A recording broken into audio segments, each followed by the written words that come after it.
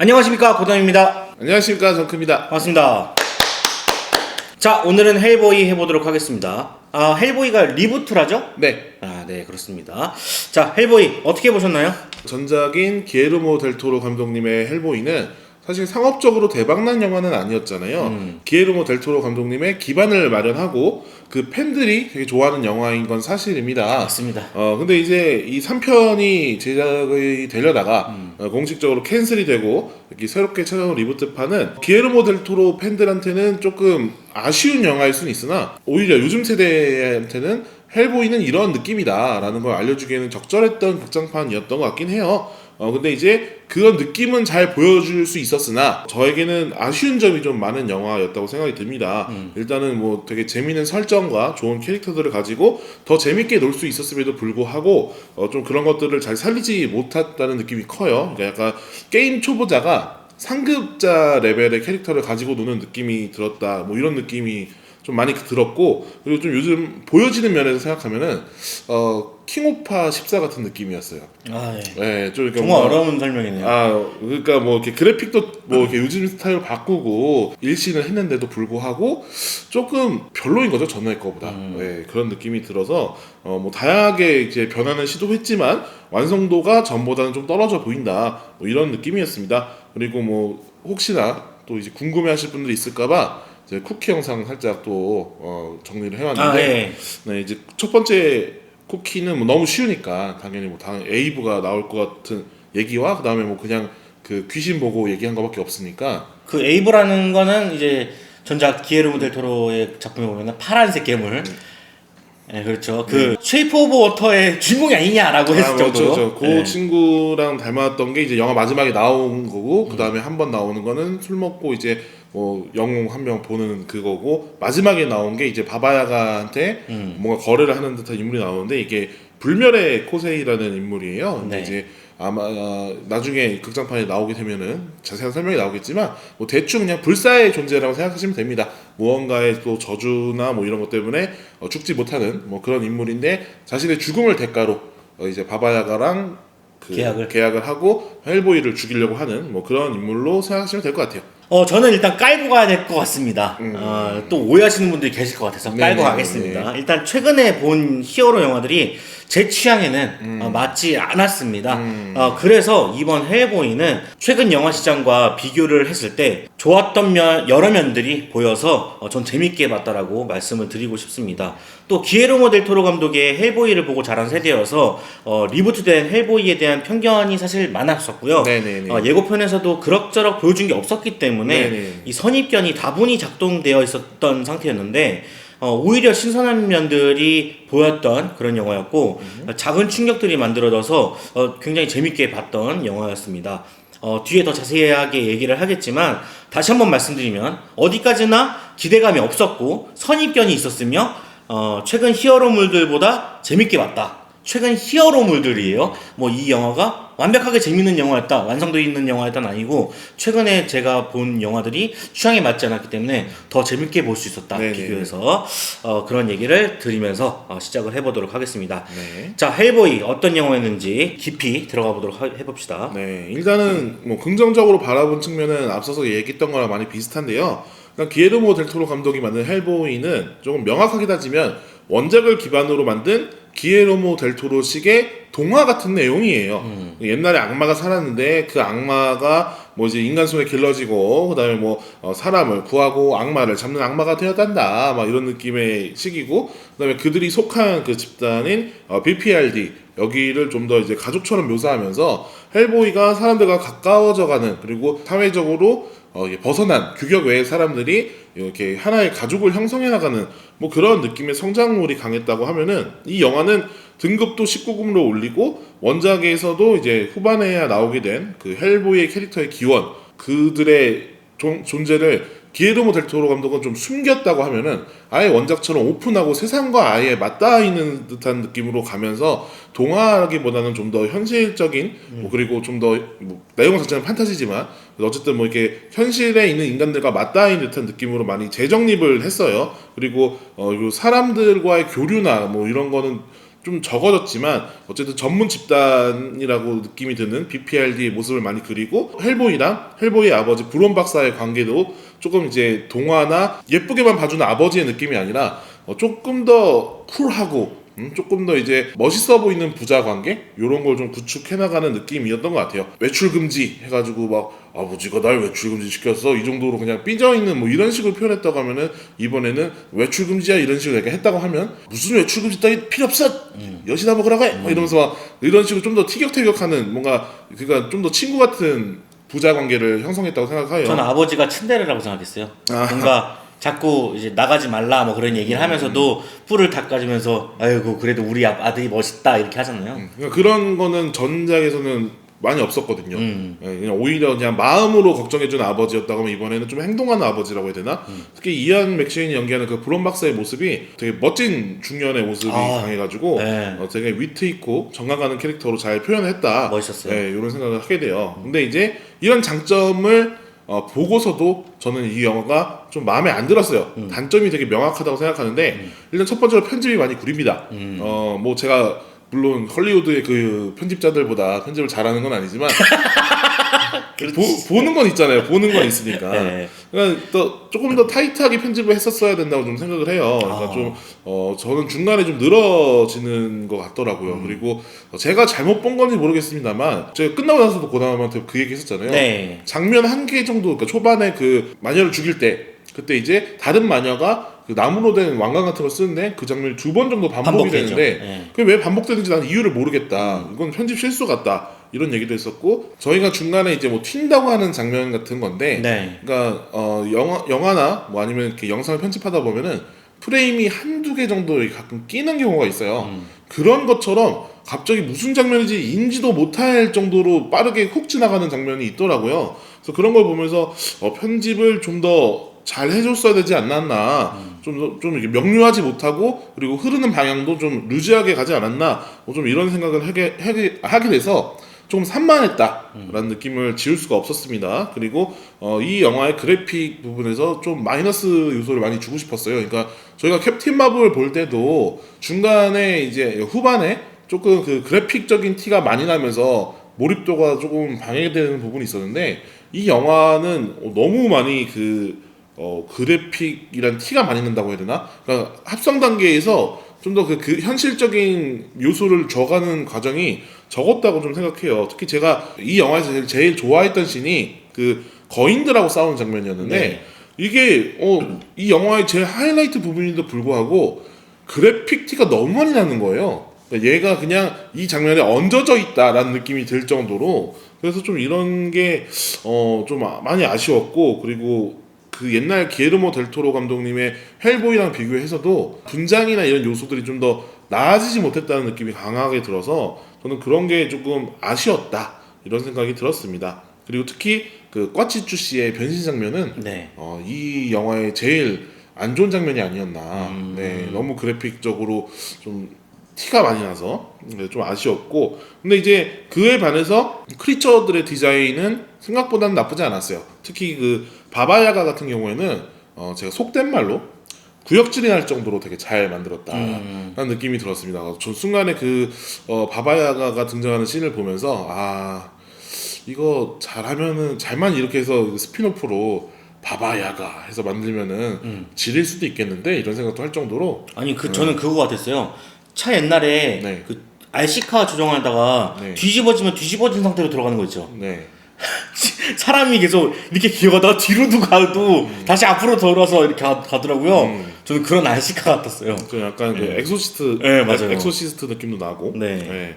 근데 어쨌든 뭐 그런 것도 되게 좋았는데, 그러니까 좀 그래픽적인 티가 많이 나서 특히 후반에 나오는 그 거대한 크리처들은 잔인한 거에 비해서 그런 게 막 티가 나니까 느낌이 좀 아쉽더라고요. 그리고 밀라 요보비치가 연기한 그 니무의 마녀도 최종 보스라고 하기에는 그 너무 입만산 캐릭터가 아니었나 또 이런 생각도 해보게 되고 그리고 이제 예전에 로즈나 에이브에 비해서 이 뭐 이게 새롭게 데려온 앨리스나 이제 꽈치쭈가 연기한 다이미오 이런 캐릭터들은 뭔가 이제 상호작용이 많이 없는 느낌이었어요. 그러니까 뭐 앨리스를 제일 믿을 수 있는 사람이라고 얘기를 하는데 뭐 예전에 기에르모 델 토로의 헬보이처럼 뭐 이렇게 막 헬보이가 어렸을 때부터 얘랑 같이 자라왔고 얘를 난 짝사랑했고 이런 서사가 아예 없는 느낌이 있어서 그냥 어릴 때 얘를 완전 깐깐하게 때 구해준 거 외에는 게 네. 없었잖아요. 네. 그래서 그런 게 너무 아쉬웠어요. 그러니까 좀 캐릭터 간의 상호작용이 많았어야 되는데 아버지랑의 상호작용만 좀 많이 강조된 느낌? 그래서 좀 아쉬웠고 그리고 이제 이런 걸 좀 많이 종합해서 보면 B급 영화를 즐기시는 분한테는 뭐 재밌을 수도 있는 영화라고 생각해요. 그리고 기대치를 많이 안 가지고 간 분들한테는 좋은 영화로 평가를 받을 수 있다고 생각하는데 저처럼 조금 기대치를 어느 정도 가져갔던 분들이나 아니면 최근에 이런 많은 그래픽과 많은 히어로물들을 봤던 눈높이가 올라간 사람들한테는 조금 아쉬운 부분이 많았던 영화가 아닐까 이런 생각을 좀 하게 됐습니다. 네, 네네. 그렇군요. 네네. 자, 저는요 아까도 말씀드렸다시피 최근에 개봉한 작품들이 저에게는 취향에 맞지 않았던 것 같아요.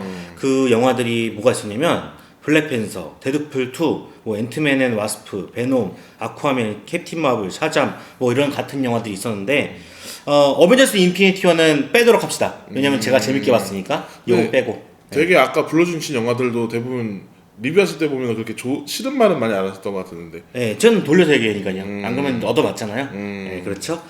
자, 이런 영화들과 비교해가면서 네. 이해를 돕도록 이야기를 해보도록 하겠습니다. 일단 몇 가지 신선한 포인트들이 있었는데요. 일단 19금이었던 것 같아요. 네. 제가 고등학생 때만 해도 이 고어적인 표현들이 들어간 영화들이 상당히 많았던 것 같아요. 되게 즐겨보곤 했었는데 그런데 어느샌가부터 이 장르가 점차 사라져갔고 최근에 이런 고어적인 면모를 찾아보기 정말 힘들었어요.